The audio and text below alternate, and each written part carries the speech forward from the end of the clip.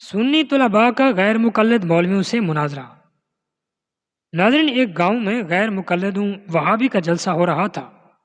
بڑا شور اور ہنگامہ تھا کہ اہل حدیث کانفرنس کے بڑے بڑے اشتہارات تو لگے ہوئے تھے، مگر اشتہار بازی کے باوجود شرکاء کی تعداد کچھ زیادہ نہیں تھی۔ ہوتی بھی کیسے کہ اس فرقہ سے وابستہ لوگ ہی ہمارے ملک میں کتنے ہیں۔ وہاں لگی ہر اشتہار میں یہ بات نمایاں طور پر لکھی گئی تھی کہ اس کانفرنس میں سوال و جواب کا کھلا سیشن ہوگا اور علماء اہل حدیث قرآن و سنت کی روشنی میں ہر سوال کا جواب دیں گے۔ سوال و جواب کا وقفہ شروع ہوا۔ غیر مقلد مولویوں کے ذریعے بڑے پرزور دعوے کیے جا رہے تھے کہ وہ تمہیں ہدایت سے مسائل بتاتے ہیں تو ہم تمہیں بخاری سے بتائیں گے، وہ تمہیں قدوری سے بتاتے ہیں تو ہم تمہیں ترمذی سے بتائیں گے، تو وہ تمہیں اگر بہار شریعت سے مسائل بتاتے ہیں تو ہم تمہیں ابو داؤد سے مسائل بتاتے ہیں۔ یعنی یہ حدیث کی کتابیں ہیں۔ ان کے علاوہ انہوں نے کہا کہ ہمارے نزدیک قرآن و سنت سے، قرآن و حدیث سے بڑھ کر کوئی کتاب نہیں، ہم بس قرآن و حدیث کو مانتے ہیں۔ دنیا میں صرف اہل حدیث جماعت ہی وہ جماعت ہے جس نے ہر مسئلہ میں قرآن و حدیث سے ہی استفادہ کیا۔ تو ناظرین، غیر مقلدوں کی اس کانفرنس کا اعلان ہوتے ہی چند سنی طلباء نے یہ تیاری کر لی تھی کہ کس طرح اسٹیج پر جا کر علمی سوالات کے ذریعے سوال و جواب کا کھلا سیشن کرنے والوں کو بتایا جائے کہ ہر سوال کا جواب قرآن اور حدیث کے دلائل سے دینے کی ان کی اوقات ہی نہیں ہے۔ تو اسی منصوبہ بندی کے ساتھ یہ طلباء اسٹیج کے قریب اس مقام پر پہنچے جسے سوال کرنے والوں کے لیے مختص کیا گیا تھا۔ سنی طلباء کو دیکھ کر غیر مقلدوں نے اس نیت سے ان کی آہو بھگت کی کہ ان طلباء کو گمراہ کرنے کا اس سے بہتر موقع اور کیا ہو سکتا ہے۔ یہی وجہ تھی کہ منتظمین نے ان طلباء کی مسلکی شناخت ظاہر کرتے ہوئے انہیں سوالات کرنے کا بھرپور موقع دینے کا باقاعدہ اعلان کر دیا، جس سے اس کانفرنس میں موجود لوگوں کا تجسس بڑھ گیا۔ یہ موقع پاتے ہی پہلے سنی طالب علم نے غیر مقلد مولوی صاحب سے دریافت کیا کہ بھینس کو عربی زبان میں کیا کہتے ہیں۔ غیر مقلد مولوی صاحب نے بتایا کہ جاموس۔ دوسرے نوجوان نے کہا ٹھیک ہے، میں اسے لکھ لیتا ہوں۔ تیسرے طالب علم نے سوال کیا کہ مولوی صاحب، جاموس کا لفظ قرآن پاک کی کس آیت میں آیا ہے، ذرا سنا دیجئے۔ تو غیر مقلد مولوی صاحب نے کہا کہ قرآن پاک میں یہ لفظ نہیں آیا۔ پہلے طالب علم نے پھر مائک سنبھالتے ہوئے گزارش کی کہ اچھا، بخاری شریف کی کوئی حدیثی بتا دیں جس میں جاموس کا لفظ آیا ہو۔ ان سوالات کو سن کر غیر مقلد مولوی صاحب کے چہرے پر ہوائیاں اڑنے لگی، یعنی وہ پریشان ہونے لگا۔ موصنوف نے جھنجلا کر کہا کہ تم یہاں شرارت کرنے آئے ہو یا پھر کوئی اور غرض؟ ایک طالب علم نے بڑی ہی معصومیت سے جواب دیا، یا اعلیٰ حضرت، مولوی صاحب، یہ شرارت نہیں، ہماری اور تمہاری مشترکہ ضرورت ہے۔ بھینس کا دودھ آپ بھی پیتے ہو، ہم بھی استعمال کرتے ہیں۔ بھینس کا گوشت آپ بھی کھاتے ہو، ہم بھی کھاتے ہیں۔ بھینس کے دودھ سے بنی لسی آپ بھی شوق سے پیتے ہو اور ہم بھی پیتے ہیں۔ اس کا مکھن آپ بھی کھاتے ہو، ہم بھی استعمال کرتے ہیں۔ بس فرق یہ ہے کہ ہم سنی، حنفی، بریلوی ہیں، اس لیے اپنی ضرورت بہار شریعت سے پوری کر لیتے ہیں۔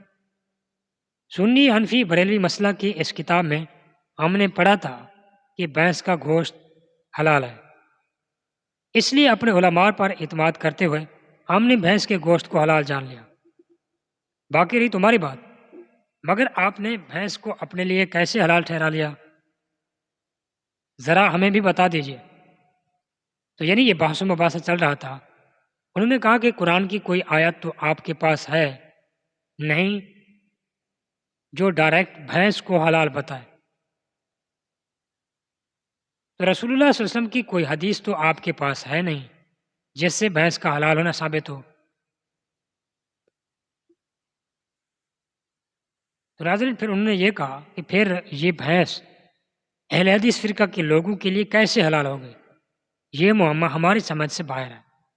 آپ نے قرآن و حدیث سے ہر سوال کا جواب دینے کا اعلان کیا تھا، یہ پوسٹر دیکھیے، یعنی جو آپ نے لگائے تھے، اسٹیج پر لگے اس پینل پر نظر ڈالیے، اس میں یعنی کہ آپ نے یہ آفر دی تھی، اس میں بھی یہی بات موجود ہے کہ آپ قرآن و حدیث کے حوالوں سے جوابات دیں گے۔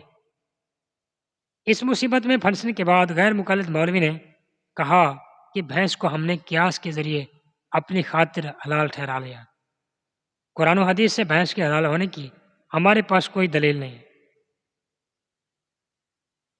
یہ سنتے ہی ایک طالب علم نے سوالات کی بوچھاڑ شروع کر دی، یہ قیاس کیا ہے؟ وہی تو نہیں جس کے خوب تانے تم نے سنی حنفی علماء کو دیے ہیں، اب آپ کیا کر رہے ہو؟ قرآن و حدیث کو چھوڑ کر قیاس کر کے کیوں بھینسوں کو حلال کر رہے ہو؟ کیا بغیر بھینس کھائے آپ مسلمان نہیں رہ سکتے؟ جب قرآن و حدیث میں بھینس کے حلال ہونے کا ذکر نہیں تو پھر قیاس کی کیا ضرورت تھی؟ اسے حلال قرار دینے کی جسارت تم نے کیسے کر لی؟ خیر چھوڑیے، ہمیں بتائیے کہ بھینس کو حلال کرنے کے لیے کس پر تم نے قیاس کیا؟ غیر مقلد مولوی صاحب نے سرد رات میں اپنے پیشانے کا پسینہ پوچھتے ہوئے کہا کہ ہم نے گائے پر قیاس کیا ہے۔ ایک طالب علم نے دریافت کیا کہ وہ علت بتائیے جس کی وجہ سے آپ نے بھینس کو حلال سمجھ لیا۔ تو غیر مقلد مولوی صاحب نے بتانا شروع کیا کہ گائے کی بھی 2 آنکھیں ہیں، بھینس کی بھی 2 آنکھیں ہیں، اس کے علاوہ گائے کی بھی 4 ٹانگیں ہیں اور بھینس کی بھی 4 ٹانگیں ہیں، تو گائے کے بھی 2 کان ہیں اور اس کے علاوہ بھینس کے بھی 2 کان ہیں، یہ ہم نے قیاس کیا۔ غیر مقلد مولوی صاحب جب اپنا جواب ختم کر چکے تو ایک طالب علم نے کہا کہ مولوی صاحب پھر اس کتیا کا کیا گناہ ہے جسے آپ نے حرام سمجھ رکھا ہے؟ اسی قیاس سے اسے بھی اپنے لیے حلال کر لیجیے۔ کیا اس کی 4 ٹانگیں نہیں ہیں، 2 آنکھیں نہیں ہیں اور 2 کانیں نہیں ہیں؟ اس سے قبل کہ غیر مقلد مولوی صاحب کچھ کہتے، ان کی قابل رحم حالت کو دیکھ کر منتظمین نے دوسرے غیر مقلد وہابی مفتی کو میدان میں اتار دیا کہ مائک سنبھالتے ہی گرجدار آواز میں انہوں نے کہا کہ قیاس نہیں، حدیث ہے ہمارے پاس۔ حدیث کیا انہوں نے بیان کی کہ نبی پاک علیہ السلام نے ارشاد فرمایا کہ جو جانور داڑھ سے شکار کریں وہ بھی حرام ہیں اور جو پنجے سے شکار کریں وہ بھی حرام ہیں۔ بھینس نہ داڑھ سے شکار کرتی ہے نہ پنجے سے، اس لیے اس حدیث سے ثابت ہو گیا کہ بھینس حلال ہے۔ غیر مقلد مفتی نے جو ہی حدیث پیش کی، اس کانفرنس میں موجود سارے وہابیوں کے مرجھائے ہوئے چہروں پر بہار آ گئی، یعنی انہوں نے فخر محسوس کیا کہ بھی یہی جواب ہے۔ لیکن یہ خوشی چند لمحوں کی مہمان بن کر ان کے لبوں سے اس وقت رخصت ہو گئی جب سنی طلباء نے غیر مقلد مفتی کو ان کی ہی پیش کردہ حدیث کے ذریعے دھر لیا، دبوچ لیا اور ایک ایسا سوال کر دیا کہ وہابیوں کے پورے مجمع پر سختہ طاری ہوگی۔ سنی طلباء نے کہا کہ مفتی صاحب گدھوں پر بھی کچھ مہربانی کر کے کر دیجیے۔ پھر انہوں نے یہ جھنجھوڑ کر کہا کہ ان گدھوں نے آپ کا کیا بگاڑا ہے؟ کیا آپ نے کبھی گدھے کو داڑھ سے شکار کرتے دیکھا ہے؟ کیا آپ نے کسی گدھے کو کبھی پنجوں سے شکار کرتے دیکھا ہے؟ پھر گدھوں کو ذبح کرنے کا فتویٰ آپ جاری کیوں نہیں کرتے؟ یعنی ان کو بھی حلال سمجھیں۔ اپنے لوگوں کو گدھے کے گوشت کی لذت سے کیوں محروم رکھ رہے ہو؟ یعنی یہ انہوں نے یہ سوال کیا۔ تو ناظرین، سنی طلباء کے اس سوال نے غیر مقلدوں کے چہرے سے مسکراہٹ چھین لی۔ غیر مقلد مفتی صاحب بھی کچھ پریشان سے نظر آنے لگے، مگر اچانک جوش کا مظاہرہ کرتے ہوئے فرمایا کہ گدھوں کو اس قدر حقارت سے نہ دیکھو، تم نہیں جانتے کہ جنگلی گدھوں کے حلال ہونے کی حدیث بخاری میں موجود ہے۔ جنگلی گدھا کے بارے میں اپنی طرف سے آپ کو بتاؤں کہ جو زیبرا ہے جنگلی گدھا اسے کہتے ہیں۔ تو ایک سنی طالب علم نے کہا کہ مولوی صاحب ہم قرآن و حدیث سے بھینس کا ثبوت آپ سے طلب کر رہے ہیں اور آپ گدھے کو پیش کر رہے ہیں، بھلا یہ کون سی بات ہوئی؟ گدھے کے حلال ہونے کی دلیل دے رہے ہیں اور یہ اس طرح کی باتیں کر رہے ہیں، تو یہ کیا مذاق ہے؟ یہ تو آپ کے اپنے لوگ کیا سوچتے ہوں گے، کچھ تو خیال کیجئے۔ مولوی صاحب نے کہا کہ یہ کیا حماقت ہے تمہاری، اس معاملے میں انہوں نے یہ سوال کیا۔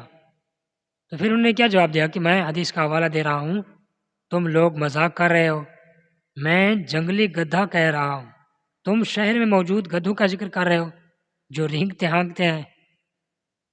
تو ناظرین، اس تقریر کو سن کر ایک سنی طالب علم نے کہا کہ مولوی صاحب، جب گائے کی بنیاد پر آپ بھینس کو حلال کر سکتے ہو تو پھر جنگلی گدھے کی بنیاد پر شہری گدھے کو حلال کرنا کون سا مشکل کام ہے آپ کے لیے؟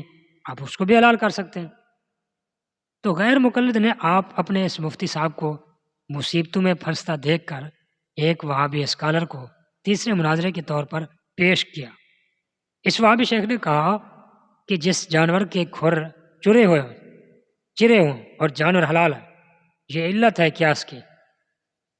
اس بات کو سنتے ہی ایک سنی طالب علم نے کہا کہ اس اصول سے تو آپ کے نزدیک خنزیر بھی حلال ہونا چاہیے، کیونکہ اس لیے کہ اس کے کھر بھی چرے ہوئے ہوتے ہیں، یعنی درمیان میں چرا ہوتا ہے۔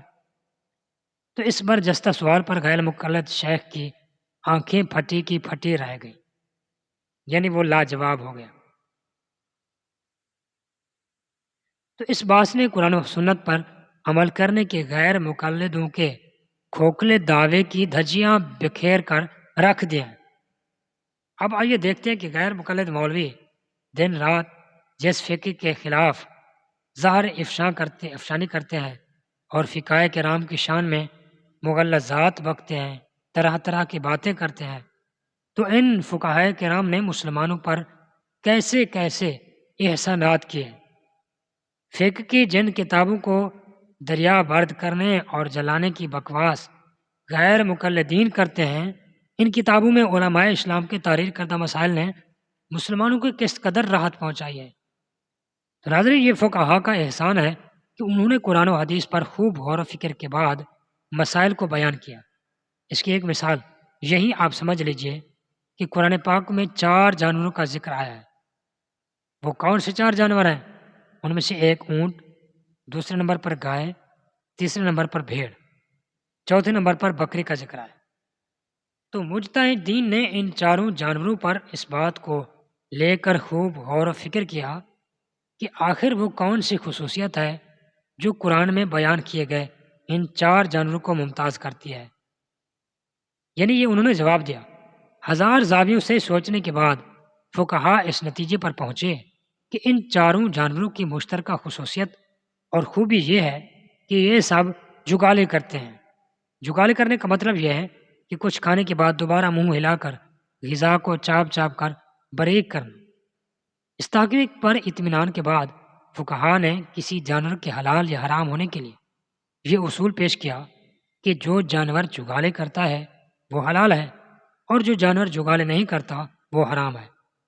اب آپ پوری دنیا کے جانور پوچھتے جائیں، لومڑی حلال ہے؟ نہیں، حرام ہے، اس لیے کہ وہ جگالے نہیں کرتے۔ بھینس حلال ہے؟ ہاں، وہ حلال ہے اس لیے کہ وہ جگالے کرتی ہے، جس کو ہم اپنی زبان میں سرائکی میں کیا کہتے ہیں کہ اوگل کرنا۔ گدڑ حلال ہے؟ نہیں، حرام ہے اس لیے کہ وہ جگالے نہیں کرتا۔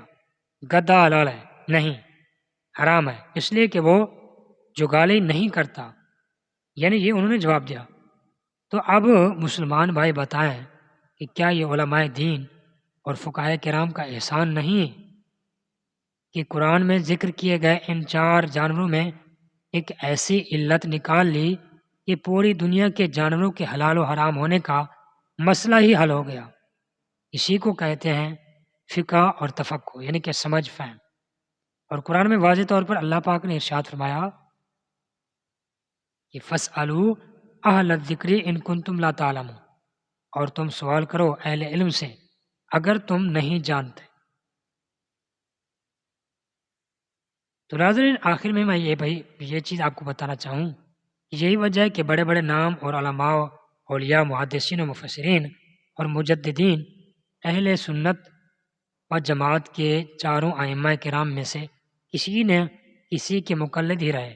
امام اعظم ابو حنیفہ رحمۃ اللہ علیہ کی تقلید اس امت کی غالب اکثریت اسی لیے کرتی ہے کہ وہ صاحب علم ہیں، ایسے علم والے کہ حدیث میں جن کی بشارت موجود ہے۔ نبی پاک علیہ السلام نے فرمایا کہ میری امت میں ایک شخص ایسا ہوگا کہ علم اگر ثریا پر بھی ہوگا تو وہ اسے حاصل کر لے گا۔ اللہ اکبر۔ تو یہ سیدنا امام اعظم ابو حنیفہ رحمۃ اللہ علیہ کی شان ہے، جنہوں نے یہ اجتہاد کیا۔ قرآن و حدیث کو جتنا انہوں نے سمجھا اتنا ہم نہیں سمجھ سکتے، یعنی جتنی انہوں نے محنت کی ہے۔ تو قرآن و حدیث پر غور و فکر کے بعد آپ نے ایسے اصول وضع کیے کہ جس سے ساری دنیا کے مسلمان فائدہ حاصل کر رہے ہیں۔ اللہ پاک اپنی بے شمار رحمتیں امام اعظم ابو حنیفہ اور دیگر فقہائے اسلام پر نازل فرمائے اور مسلمانوں کو ان کے احسانات کو سمجھنے کی اور یاد رکھنے کی توفیق عطا فرمائے، آمین۔ دوستو، آخر میں دعا ہے اللہ رب العزت اس مناظرہ کو سمجھنے کی توفیق عطا فرمائے اور ائمہ سلف کی پیروی و اتباع کرنے کی توفیق عطا فرمائے۔ تو اگر یہ ویڈیو پسند آئی تو ویڈیو کو لائک لازمی کر دینا، اور ابھی تک ہمارے چینل رائٹ ریسرچ کو سبسکرائب نہیں کیا تو مہربانی کر کے ہمارے چینل کو سبسکرائب کر دیں اور ساتھ میں بیل کے آئیکن کو بھی پریس کر دیں تاکہ اس طرح کی نالجز ویڈیوز آپ تک جلد از جلد پہنچ سکیں۔ تب تک کے لیے اللہ حافظ۔